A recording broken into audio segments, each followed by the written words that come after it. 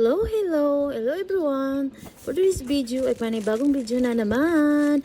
Ito ay binili sa labas. Ang pagkain namin sa gabi ay hindi na kami kakain ng kanin at ito ang kakainin namin na para siyang dessert. Ang mga pangalan na yan ay kiba. Kiba at saka may inab na yan ay yung maitim.